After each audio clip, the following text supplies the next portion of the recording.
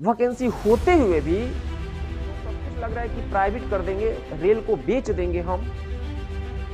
अरे जिन्होंने कभी बनाया ही नहीं, जिन्होंने कभी बनाया ही नहीं, रेल को खरीदा ही नहीं, उसको बेचने में लगेगा कुछ यार, वो बेच देगा।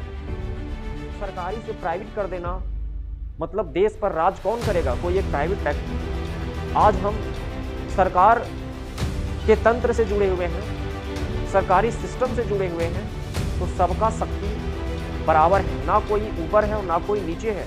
लेकिन जिस प्रकार से अगर प्राइवेट कर दिया जाएगा और देश का जो शक्ति है, देश का जो पावर है, फिर प्राइवेट लोगों के हाथों में चला जाएगा, तो वह हमें नचा देगा, वह हमें शोषण कर देगा। अंग्रेजों के शासनकाल में भी तो वही हुआ था। छात्र को शौक थोड़ी आंदोलन करने का, छात्रों का बिल्कुल जायज मांग था। और छात्रों के साथ साथ रेलवे का जो यूनियन सबसे बड़ा है वो भी साथ रहा। हालांकि जो 5696 था, उन्होंने भी कहा कि हमारे पास सीट खाली है, जितना आप निकाले हैं उससे कई गुना ज्यादा सीट खाली है, फिर भी इतना कम क्यों निकाल रहे हैं? क्योंकि जितने रेलवे में दुर्घटना और एक्सीडेंट हो रहे हैं वो कहीं ना कहीं हमारे जो सीट खाली है पर आप वैकेंसी निकाल नहीं रहे।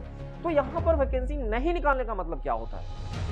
बात समझिए, किसान लोगों को खेत चाहिए, खेत में काम करेंगे, अन्न उपजाएंगे। अगर उनको खेत छीन लिया जाए, मतलब रोजी रोटी कपड़ा मकान सारा उनको खेत से आता है ना, काम करेंगे खेत में तभी तो अन्न उपजाएंगे।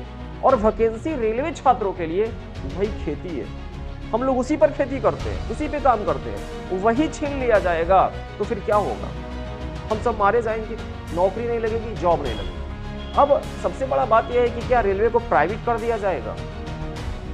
अगर ये दूसरी बात, इसमें बहुत सारा जो पोस्ट है उसको ठेके पर दे दिया गया है, अब शिफ्ट किया जा रहा है, बहुत सारी जो रेलवे पोस्ट है उसको खत्म किया जा रहा है। तो ये हम लोग ऐसे दौर से गुजर रहे हैं ना। देखिए, बैंक तो हो गया प्राइवेट, तो लोगों को नहीं लगता है, अब कोई फर्क ही नहीं पड़ता है, प्राइवेट है तो है। तो आने वाला समय में भी ऐसा ही लोग सोचेंगे कि रेलवे प्राइवेट है तो है, क्या फर्क पड़ता है?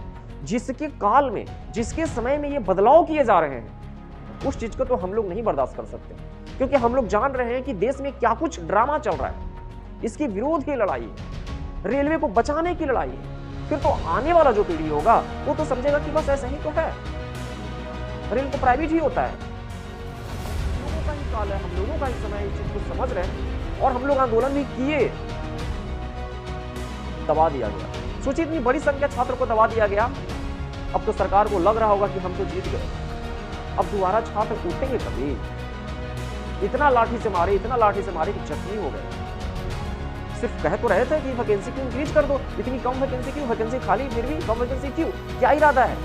प्राइवेट करने का इरादा है? सब चीज बेच दोगे? अरे प्राइवेट कर दोगे और फिर कहने का मतलब ये होगा कि आपके हम तलबे चाटेंगे, फिर तो ठेके पर दिए जाएंगे काम, फिर उसे पढ़ने लिखने की जरूरत नहीं होगी ना, फिर आपके हम तलबे चाटेंगे, फिर आप नौकरी देंगे मुझे। तो फिर पढ़ाई से बच्चों को दूर कर रहे हैं आप। और फिर एक वीडियो बनाने वाला भी वीडियो बनाकर ये कह देता है ना कि पढ़ने लिखने से कोई फायदा नहीं है। पिछले बार भी तो आया था, लाख से ऊपर आया था, 1 लाख से ऊपर से 5,000 निकाले, फिर 1,000 निकालेगा, फिर 0 निकालिएगा। तो हम सब छात्र जब लड़ते हैं तो हमें भी दबा दिया जाता है, नेता अकेले लड़ते हैं तो उनको भी जेल भेज दिया जाता है। भाई हो क्या रहा है? लोगों को भजन कीर्तन में लगा दो, मंदिर मस्जिद बना दो, खुश हो जाएंगे। अरे लोगों को रोजी रोजगार चाहिए। आंकड़ा देखेंगे तो जानकर के हैरान हो जाएंगे, बेरोजगारी का जो दर बढ़ रहा है ना, वो चौंका देगा, आपको हिला देगा। पिछले साल से वैकेंसी नहीं आने का मतलब क्या है भाई? और इतनी कम वैकेंसी, और इसलिए हम लोग बोल रहे हैं क्योंकि आने वाला पीढ़ी तो समझ जाएगा कि ऐसे ही इतना ही वैकेंसी आता है, 5,000 तो आता है, इसलिए वो कुछ बोलेगा भी नहीं, कुछ करेगा ही नहीं। तो ये सोचेगा देश ऐसे ही चल रहा है, रेलवे प्राइवेट हो गया, हाँ प्राइवेट होता है, आगे सब कुछ जान जाएगा, हाँ सब कुछ उसी का है, सब कुछ ऐसे ही होता है। जो होता है उसका भुगतान वर्तमान पीढ़ी करता है और अगला पीढ़ी तो उसको एडजस्ट कर लेता है। वो ये सोचता है कि बस ऐसे ही चल रहा है, बैंक हो गया ना प्राइवेट, कौन विरोध कर रहा है? तो विरोध शुरुआत में ही होता है और सरकार भी जानती है कि इस विरोध को, इस आंदोलन को यदि हम दबा दिए तो हम अपने मिशन में सफल हो गए। हर जगह सरकार सफल हो रही है, मनमानी करने में सफल हो रही है ना, किसान की बात सुन रही है ना, छात्र की बात सुन रही है, किसी की बात नहीं सुन रही है। अरे पहले भी जमाना होता था, आंदोलन लोग करते थे, सरकार बात सुन लेती थी। बहुत बड़े लोग बोलने से डर रहे हैं, बहुत छोटे लोगों की बात की वैल्यू नहीं है। अब जैसे छोटे लोगों की क्या वैल्यू है? सही बात ही बोलते रहो, कोई सुनने वाला नहीं है। और बड़े लोगों को आप खरीद लिए हो, वो तो बोलेगा नहीं। सिस्टम को चलाते रहो, यही तरीके से चलाओगे। आपके जाने के बाद भी दुनिया रहेगी, इस चीज को समझ लीजिए।